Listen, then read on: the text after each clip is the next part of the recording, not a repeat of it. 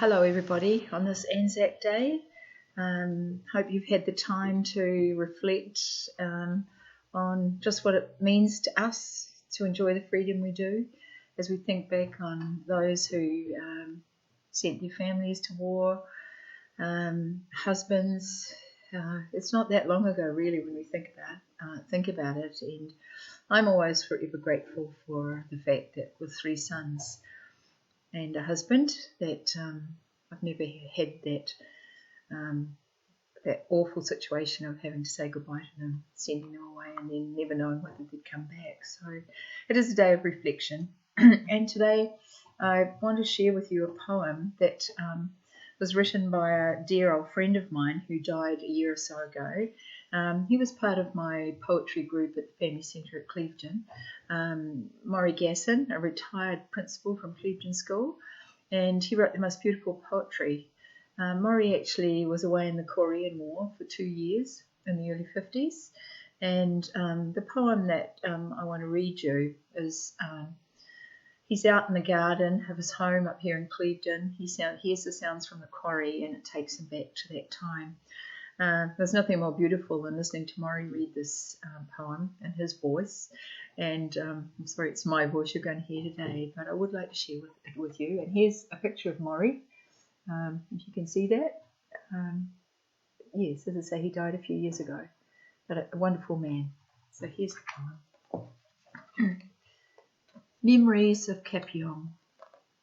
I am standing in my garden in the early morning haze, looking up towards the hillside where the quiet cattle graze, and the fog which night has gathered on the swamp which lies between forms a blanket which enhances this, my early morning scene.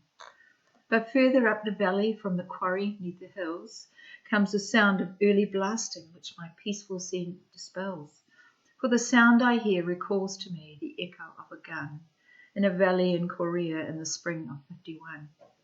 And the fog which shrouds the swampland now assumes a deeper hue, like the gun smoke on the paddy in that valley that I knew. I smell the cordite once again, and as the daylight comes, I see spread across the valley floor that regiment of guns. The Middlesex ahead of us, Australians to the right, and to the left Canadians have held on through the night, with targets after target from our OP on the crest. The gunners feed the guns, their bodies crying out for rest. For the guns now like an orchestra, the targets they engage, with a symphony of anger, a cacophony of rage. And from the hill above me, just beyond the nearest crest, comes the stutter of the Bren guns from the infantry hard pressed. From the road which lies behind us comes the Army Service Corps, dump their load of ammunition and then speed off back for more. I see walking wounded moving through our lines while overhead fly the choppers which are lifting out the dying and the dead. And now at last the foe repelled, the storm and fury done. Each weary gunner lays him down and sleeps beside his gun. Now I hear a pheasant calling and a stirring in the trees, and I feel the cool caresses of an early morning breeze. I feel a hand upon my arm, a voice beside me say, "What are you thinking of, my love? You seem so far away." My aging eyes refocused on the farmlet that we share, the orchard with its apple trees, the peach, the plum, the pear. The sun is up, the mist is gone, the cattle on the hill are back to grazing peacefully, and all is calm and still. You sometimes smile and tell me of the things that I forget, people's names and missed appointments, little things, and yet, despite the years that lie between, my mind can still recall how we held the line that April on the road that led to Saul. Thanks be to God for this word from Maury today. Amen.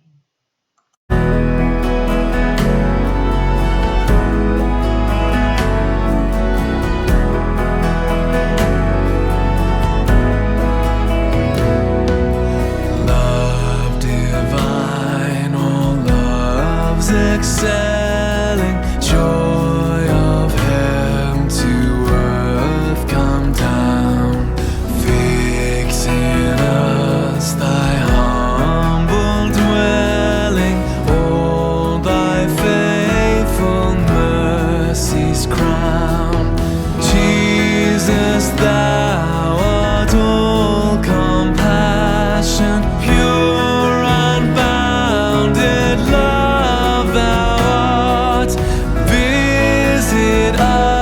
peace with thy salvation. Enter every trembling heart. Breathe, oh breathe thy loving Spirit into every troubled breast. Let us all in thee inherit. Let us find the promised rest. Take away the love of sinning. Alpha and Omega be.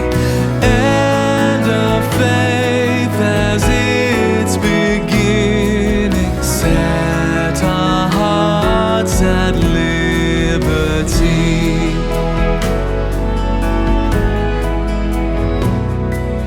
Come, Almighty, to deliver. Let us all thy life receive. Suddenly return and never, never more thy temples leave. Thee we would be always blessing. Serve thee as thy host above. Pray and praise thee without ceasing.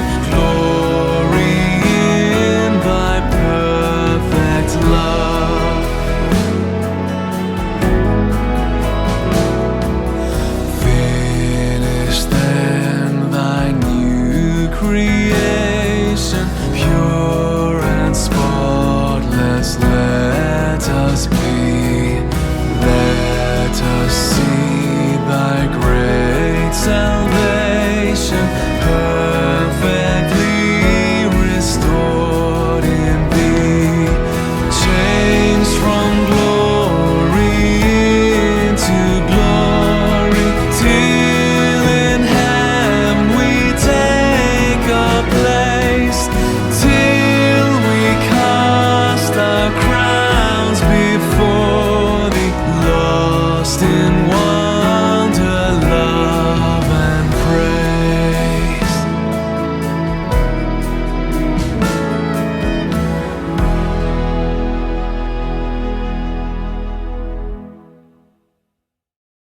In the words of my mouth and the thoughts of our hearts, be acceptable in your sight, O Lord, our strength and our Redeemer.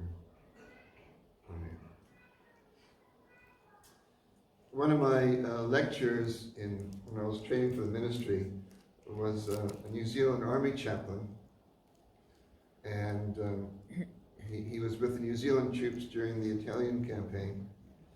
And he remarked how, among other things, the men would fantasize about having a jug of cold beer back home in their local pub with their mates. And they said things like David is saying, what I wouldn't give for a cold beer right now, or what I wouldn't give to be back home with my family. And so we have David. He grew up in Bethlehem as a shepherd, and he knew of this one particular well where the coolest, sweetest water was. He would have taken his flocks there to water. He would have enjoyed the water himself. But that was a long time ago, and now he's a soldier and a leader of an army. He's stuck in the wilderness in the heat. The only water was what they could carry in goatskin bags, and it would be warm and tasteless. And well, there is this well in Bethlehem that he thought of often. And maybe as he's musing on this, he says out loud, and his three top commandos hear him, how I wish someone would bring me a drink of water from the well by the gate in Bethlehem. Not just any well, the well by the gate. Of course, he's not serious. It's one of those throwaway lines that we all use from time to time.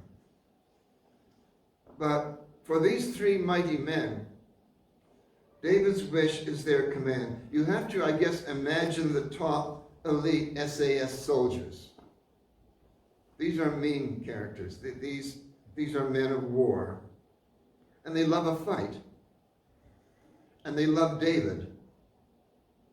So when David says what he says, these three guys kind of go wink, wink, nudge, nudge, and head off down to Bethlehem, which is occupied by the enemy.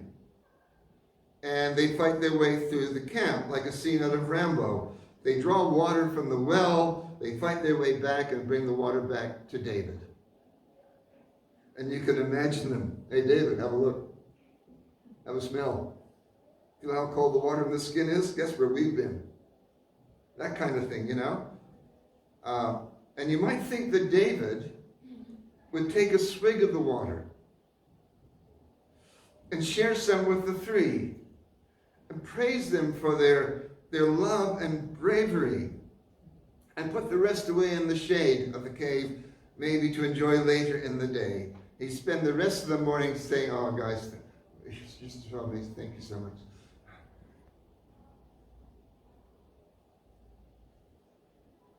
You mean you went down to Bethlehem and you fought your way through to the well by the gate and back. You risked your lives so that I would have the water I love so much. Yeah, that's what we did. Big kudos. The rest of the camp is going far out, man. So what was the fight like? How many did you kill? And the three are kind of, you can imagine, they're bathed in glory. The whole camp is, hey, do you hear what the three did? Wow. But David is used to great acts of valor by these three men. Is kind of lost. He doesn't take a swig. He doesn't share it with the three. And he doesn't set it aside for later in the day. It's in one of David's, I think, best moments. He recognizes the cost of this water of life, this gift from the best Bethlehem has to offer, and he cannot drink it. It's beyond drinking. For David to drink it would demean its worth. And he says, I could never drink this. It would be like drinking the blood of those men who risked their lives. And David pours the water out as an offering to God, a thanksgiving offering. There are some things that are so out of the ordinary, some events that are so costly that the only true response is worship and humility and thankfulness, because you're in a place of holiness. The water from the well at Bethlehem is costly. So maybe we are invited to go deeper, that which is glossed over in a few words. The three fought their way to the well. It wasn't a wrestling match, it was a death march. And the enemy, men with family and loved ones, are killed along the way to the well and on the way back. And suffering and pain and anguish is inflicted, because that is what war is like. The reality is that those who go to war out of gain or selfishness or plain evil or hatred or revenge do so, I'm sure, oblivious to the cost in terms of human suffering. And those who vaunt its glory and valor and who sit in places remote and removed from where men fight and die, playing chess with sons and fathers and mothers and women and children, maybe somehow fail to see what those in battle have seen and choose not to speak of. As do those who we say fight in the name of God. And brothers and sisters, always be aware of people who say they are fighting in the name of God, because when you put the name of God onto something, you can commit the most atrocious of evils. And maybe David, so close in many ways to the heart of God that he can write, "The Lord is my shepherd," the same David who at the same time can deal ruthlessly with the lives of men. Maybe in this moment, when the realization that men he loves have put themselves in danger of death, and maybe one might hope he saw a bigger picture, for each Philistine killed was someone's son or brother or husband. we would like to think that maybe the cost of his wishful thinking was much larger than his own men's lives. Whatever it is, he cannot drink water of such great price. There are some things that are so holy that they can no longer serve everyday life.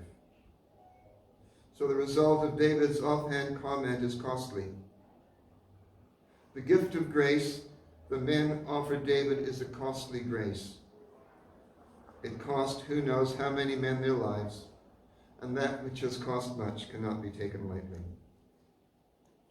And so it is that we remember today that men of our own generations opposed some of the world's greatest evils and poured out their lives.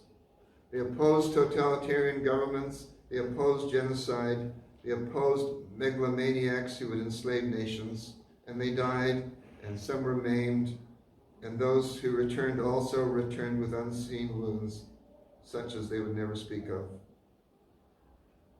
And so it's fitting on this Anzac Day we remember that which has cost so much cannot be taken lightly. The ground on which they fought, the wounds they endured, are holy wounds and holy ground.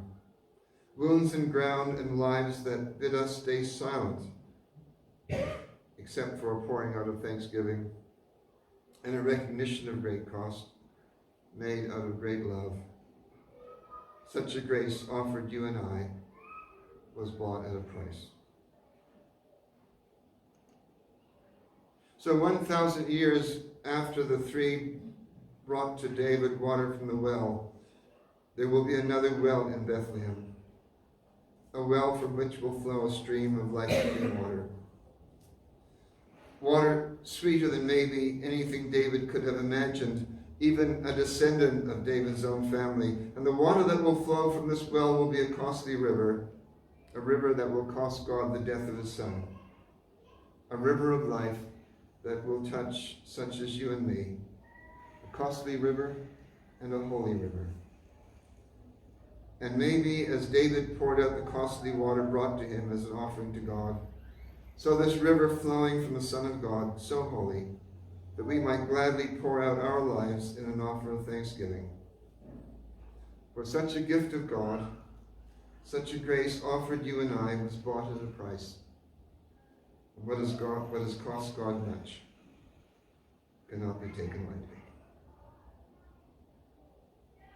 Now unto God the Father, God the Son, and God the Holy Spirit be ascribed all the honor and glory, world without end. Amen.